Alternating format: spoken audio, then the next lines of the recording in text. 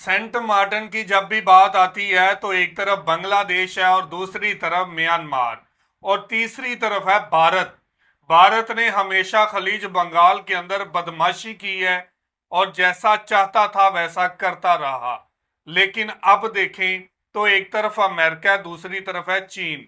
America और चीन के अंदर कशीदगी है कि सेंट मार्टिन के ऊपर हमारा कब्जा हो जाए और इसके ऊपर राइट किसका है, कब्जा किसका है, बांग्लादेश का।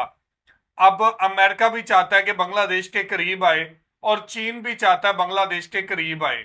ये दोनों मुल्क बांग्लादेश के करीब आना चाहते हैं और खलीज बंगाल के अंदर एक ताकत बनाना चाहते हैं। जो भारत बदमाशी करता है वो भी रुक जाएगी और बांग्लादेश किसी को नजदीक भी आने नहीं दे रहा। तो जुनेद भाई, भारत और अमेरिका की आपस के अंदर इतनी ज्यादा दोस्तियां थी, तो क्या ख्याल है अमेरिका जो है वो किसी मफाद के बगैर बांग्लादेश में तो नहीं आ रहा? कहीं कोई ये साजिश वगैरह तो नहीं कोई भारत की तरफ से? मैं एक बात बता दूं अपना वसीम भाई, भारत भी मफाद परस्त है, अमेरिका भी मफाद परस्त है जी। और इन्होंने जिस भी मुल्क के साथ दोस्ती की है अपने मफादात हासिल किए हैं, अपनी दोस्ती के जरिए गलत फायदे उठाए हैं, अपने लिए फायदे उठाए हैं। अमेरिका के बारे में भी आप नहीं कह सकते कि अमेरिका भारत का दोस्त है और भारत अमेरिका का दोस्त है। इन दोनों ने हमेशा जिसके साथ भी दोस्ती लगाई है अपने मफाद के लिए लगाई है और आगे भी ये ऐसे ही करते हैं। तो आज की वीडियो में देखते हैं सेंट मार्टिन को लेकर क्या बातचीत चल रही है। तो वीडियो की तरफ बढ़ते हैं। वीडियो की तरफ बढ़ने से पहले आप दोस्तों से गुजारिश है, अगर आप चैनल पर नए हैं तो चैनल को सब्सक्राइब करें, साथ बने बेल आइकॉन को भी दबाएं ताकि आपको वीडियो का नोटिफिकेशन सबसे पहले मिलता रहे।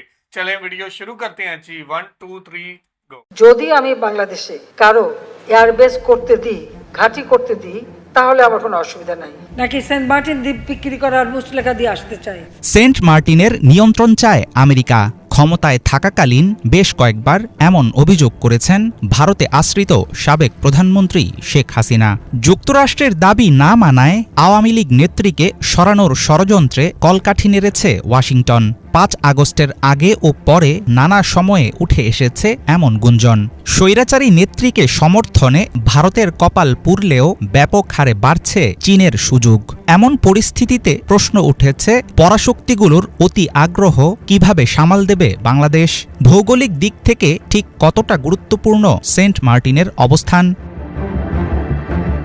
চীনের বিরুদ্ধে শক্তিশালী অবস্থান তৈরিতে বঙ্গোপসাগরে মার্কিনীদের প্রয়োজন সামরিক ঘাঁটি। ২০০৪ সালে গ্লোবাল ডিফেন্স পোস্টার রিভিউ পরিকল্পনা গ্রহণের পর থেকেই ইন্দো প্যাসিফিকে সামরিক ঘাঁটি স্থাপনের সুযোগ খুঁজছে পেন্টাগন। এমন তথ্য জানিয়েছে আন্তর্জাতিক সংবাদ মাধ্যম ইউরেশিয়া টাইমস। কিছু পর্যবেক্ষকের ধারণা মূলত চীনের উপর নজরদারির জন্যই মালাক্কা প্রণালীর নিয়ন্ত্রণ নিজেদের হাতে রাখতে চায় যুক্তরাষ্ট্র। সেক্ষেত্রে আরব সাগর, আন্দামান ও নিকোবর দ্বীপপুঞ্জের পাশাপাশি বঙ্গোপসাগর হতে পারে আদর্শ জায়গা। বঙ্গোপসাগরের মাধ্যমে যুক্তরাষ্ট্রকে চীনের বিরুদ্ধে গোয়েন্দা নজরদারি ও পরীক্ষা নিরীক্ষার সুযোগ দিতে পারবে বাংলাদেশ। সামরিক দিক দিয়ে মার্কিনীরা এই দেশে পা রাখতে পারলে বেইজিংয়ের বিরুদ্ধে এই অঞ্চলে গড়ে তুলতে পারবে একটি শক্তিশালী অবস্থান। বঙ্গোপসাগরে ঘাঁটি স্থাপন করা গেলে সেখান থেকেই যুক্তরাষ্ট্র নজর রাখতে পারবে চীনের ৬০% বাণিজ্যের পথ মালাক্কা প্রণালীর দিকে। সম্প্রতি ইউএস নেভাল ইনস্টিটিউটের এক প্রতিবেদনে উঠে এসেছে এসব তথ্য। বাংলাদেশের সাথে ভারতের ক্রমবর্ধমান সম্পর্ক নিয়ে হাসিনা সরকারের উপর নাখোশ ছিল চীন। তবে সম্পর্ক উন্নয়নের চেষ্টা চালিয়ে গেছে বেইজিং। দিল্লির আপত্তি সত্ত্বেও ঢাকার অন্যতম বড় বাণিজ্য সহযোগীতে পরিণত হয়েছে চীন। ২০২৩ সালে প্রকাশিত এক পরিসংখ্যান অনুসারে বাংলাদেশে চলমান রয়েছে অন্তত ২৫টি চীনা প্রকল্প। এই ধরনের ৯টি বৃহৎ প্রকল্পে চীনের বিনিয়োগ $৮৯.৮ বিলিয়ন। সরকারি বিনিয়োগের পাশাপাশি বাংলাদেশে ব্যাপক হারে বেড়েছে চীনা বেসরকারি বিনিয়োগের পরিমাণ। ভৌগোলিক অবস্থান ও সামরিক কৌশলগত দিক থেকে বাংলাদেশ, ভারত ও মিয়ানমারের উপকূল ঘেঁষে অবস্থিত বঙ্গোপসাগরের গুরুত্ব খুব একটা বেশি না, এমনটাই মনে করেন অনেক বিশ্লেষক। তবে সাম্প্রতিক সময়ে পুরো অঞ্চল জুড়ে বাড়ছে চীনের স্বার্থ ও উপস্থিতি, ফলে চীন বিরোধী পক্ষের কাছে বৃদ্ধি পেতে পারে বঙ্গোপসাগরের গুরুত্ব। অন্যদিকে পর্যবেক্ষকদের অনেকের ধারণা, ওয়াশিংটন নয়াদিল্লির বন্ধুত্ব থাকলেও এই অঞ্চলে মার্কিন সামরিক উপস্থিতি জোরালো হলে ধীরে ধীরে কমতে থাকবে ভারতের আধিপত্য। বিশ্বের ৮০টি দেশে যুক্তরাষ্ট্রের রয়েছে ৮০০র বেশি সামরিক ঘাঁটি। মিত্রদেশের রাজনীতিতে নাক গলানোর পেছনে এসব ঘাঁটির থাকে বিশেষ ভূমিকা। হাসিনার পতনের পর থেকেই শীতল হয়ে উঠছে ভারত বাংলাদেশের বন্ধুত্ব। সেই শূন্যতা পূরণে শীঘ্রই নড়েচড়ে বসবে চীন। বঙ্গোপসাগরে মার্কিন ঘাঁটি নিয়ে পুরনো গুঞ্জন সামনে এলেও আমেরিকার পক্ষ থেকে এখনও দেখা যায়নি কোনো রকম তৎপরতা। তবে বর্তমান পরিস্থিতিতে আন্তর্জাতিক অঙ্গনে প্রতিটি পদক্ষেপে বাংলাদেশকে থাকতে হবে অত্যন্ত সতর্ক। हाफिजुल इस्लाम, बांग्ला विजन। तो जी व्यूवर्स, ये थी वीडियो और आपने देखा कि कैसे अमेरिका चाहता था कि सेंट मार्टिन के ऊपर अपने बेस बनाए जाएं, अपनी आर्मी को बिठाया जाए और चीन के ऊपर नजर रखी जाए। लेकिन एक तरफ देखें तो शेख हसीना वाजिद का किरदार था और दूसरी तरफ नरेंद्र मोदी का किरदार था। शेख हसीना वाजिद ने पहले ही इंकशाफ कर दिया कि अमेरिका यहाँ पर अपना बेस बनाना चाहता है, आर्मी का बेस बनाना चाहता है, और उसके बाद चीन की काफी ज्यादा जो है वो दूरियां बनी शेख हसीना वाजिद से, और चीन इससे नाखुश था कि ऐसे मामलात चल रहे हैं खलीज बंगाल को लेकर, और ये चीन के लिए काफी बड़ी प्रॉब्लम थी।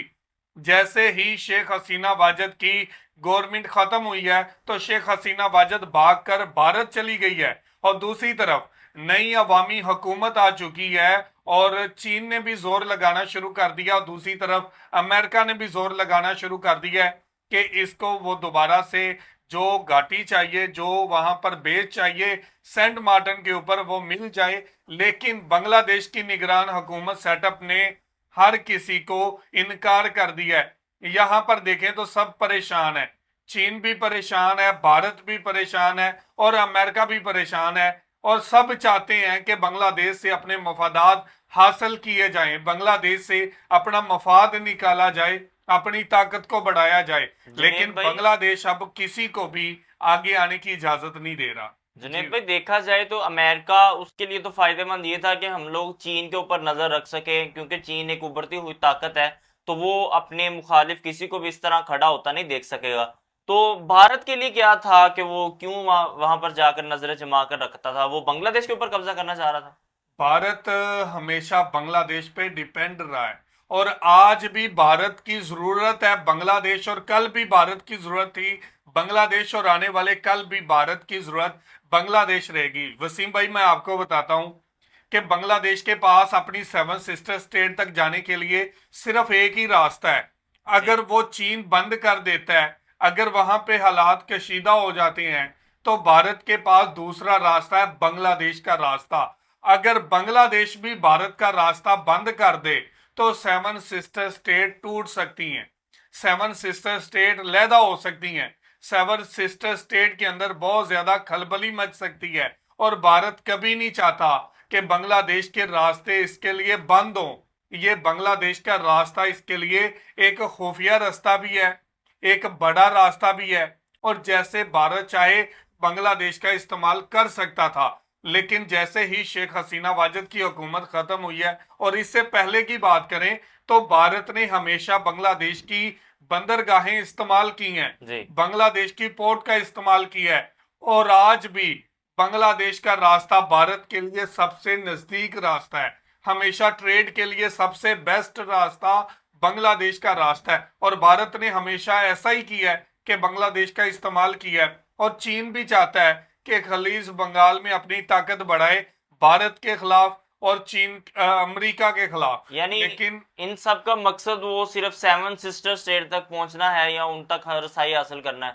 चीन तो चाहता है कि भारत को ऐसा जख्म दे कि जिसको भारत याद रखे, लेकिन उसको मौका नहीं मिल रहा। दूसरी तरफ अमेरिका है कि वो चाहता है कि खलीज बंगाल के अंदर अपना दबदबा बनाए, अपनी ताकत बनाए।